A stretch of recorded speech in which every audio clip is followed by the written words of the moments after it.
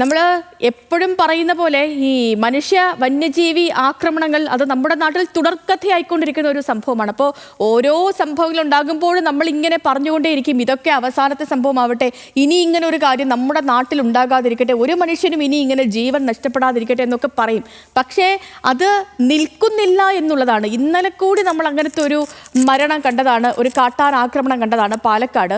അപ്പോൾ ആക്രമണത്തിൽ കൊല്ലപ്പെട്ട ഉമ്മറിൻ്റെ പോസ്റ്റ്മോർട്ടം ഇന്നാണ് നടക്കുന്നത്. പാലക്കാട് എടത്തനാട്ടുകരയിൽ നിന്നും ചോലമണ്ണിലെ കൃഷിഭൂമിയിലേക്ക് പോകുന്നതിനിടയിലാണ് കാട്ടാൻ ആക്രമണം ഉണ്ടായത്. രാവിലെ ടാപ്പിങ്ങിന് പോയ തൊഴിലാളിയാണ്. അദ്ദേഹം തിരിച്ച് വീട്ടിലെത്താതാകുമ്പോൾ വീട്ടുകാർ വിളിക്കുന്നു, അപ്പോൾ ഫോണിലൊന്നും കിട്ടുന്നില്ല. പിന്നീട് നടത്തിയ അന്വേഷണത്തിലാണ് കാട്ടാൻ ആക്രമണത്തിൽ ജീവൻ നഷ്ടപ്പെട്ടു എന്ന് അറിയുന്നത്. ഇപ്പോൾ വനം വകുപ്പും അത് കാട്ടാൻ ആക്രമണമാണെന്ന് തിരിച്ചറിഞ്ഞിട്ടുണ്ട്.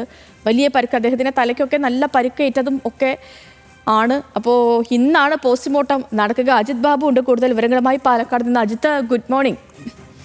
പോസ്റ്റ്മോർട്ടം നടപടികൾ ഇന്നാണ്. കുടുംബത്തിന് നഷ്ടപരിഹാര തുകയുടെ ആദ്യ ഗഡു കൈമാറുന്ന ദിവസവും ഇന്നാണ്. പറയാൻ വിവരങ്ങൾ.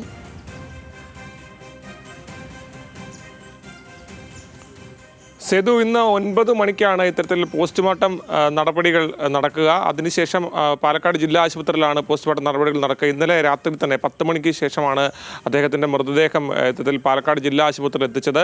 ഈ സ്ഥലത്തേക്ക് ചോലമണ്ണ് ഫോറസ്റ്റിനോട് ചേർന്നുള്ള പ്രദേശത്താണ് അദ്ദേഹത്തിൻ്റെ മൃതദേഹം കണ്ടെത്തുന്നത്. നാട്ടുകാരുടെ എല്ലാം തെരച്ചിൽ നടത്തിയതിന് ശേഷമായിരുന്നു മൃതദേഹം കണ്ടെത്തുന്നത്. രാവിലെ സേതു സൂചിപ്പിച്ച പോലെ തന്നെ വീട്ടിൽ നിന്ന് പോയതിനു ശേഷം ആളെക്കുറിച്ച് വിവരമുണ്ടാകാത്തതിനെ തുടർന്ന് ബന്ധുക്കൾ ഉൾപ്പെടെയുള്ള ആളുകൾ അവിടെ വിളിക്കുകയും അതിനുശേഷം നാട്ടുകാർ നടത്തിയ തെരച്ചിലിലുമാണ് അദ്ദേഹത്തിൻ്റെ മൃതദേഹം കണ്ടെത്തുന്നത്. പിന്നീട് ഫോറസ്റ്റ് ഉദ്യോഗസ്ഥരൊക്കെ തന്നെയും സ്ഥലത്തെത്തുകയും ഒരു പ്രാഥമികമായ പരിശോധന നടത്തുകയും ചെയ്തു. ആ പരിശോധനയിൽ നിന്നാണ് ഈ ആന തുമ്പിക്കൈ കൊണ്ട് എടുത്ത് എറിഞ്ഞതാവാം എന്നുള്ളൊരു പ്രാഥമിക നിഗമനത്തിലേക്ക് ഇന്നലെ എത്തിയത്. ഈ പോസ്റ്റ്മോർട്ടം ചെയ്തതിന് ശേഷമായിരിക്കും അതിൻ്റെ പൂർണ്ണമായൊരു സ്ഥിരീകരണത്തിലേക്ക് എത്തുക. ഏതാണെങ്കിലും നിലവിലെ അവിടുത്തെ സാഹചര്യങ്ങളും കാൽപെരുമാറ്റത്തിൻ്റെ രീതികളും ഒക്കെ പരിശോധിച്ചാണ് ഫോറസ്റ്റ് ഉദ്യോഗസ്ഥർ അത്തരത്തിലൊരു പ്രാഥമിക നിഗമനത്തിലേക്ക് എത്തിയിരിക്കുന്നത്. ഈ പ്രദേശത്ത് കാട്ടാനയുടെ ശല്യം രൂക്ഷമായിരുന്നു. അതിന് വേണ്ട നിലയ്ക്കുള്ള ഇടപെടൽ ഫോറസ്റ്റ് ഉദ്യോഗസ്ഥരുടെ ഭാഗത്തു നിന്ന് ഉണ്ടാകുന്നില്ല എന്നുൾപ്പെടെയുള്ള വിമർശനങ്ങൾ നാട്ടുകാർ ഇന്നലെ തന്നെ ഉന്നയിച്ചിരുന്നു. അദ്ദേഹത്തിൻ്റെ നഷ്ടപരിഹാര തുക ഉൾപ്പെടെ നൽകുന്നതുമായി ബന്ധപ്പെട്ട അടിയന്തര നടപടി ഉണ്ടാകുമെന്ന് അധികൃതരും അറിയിച്ചിട്ടുണ്ടായിരുന്നു. അതുകൊണ്ട് തന്നെ ഇന്ന് തന്നെ അതിൻ്റെ ആദ്യ ഗഡു നൽകുന്നത് ഉൾപ്പെടെയുള്ള കാര്യങ്ങൾ ഉണ്ടാകും.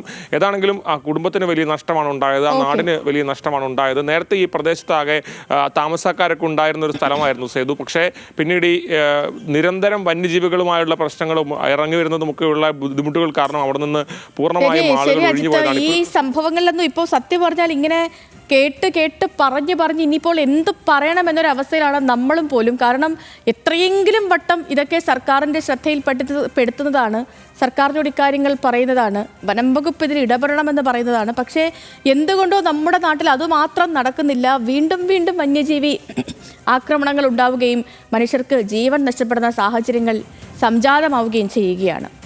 അജിത് ബാബുവാണ് വിവരങ്ങൾ നൽകിയത്.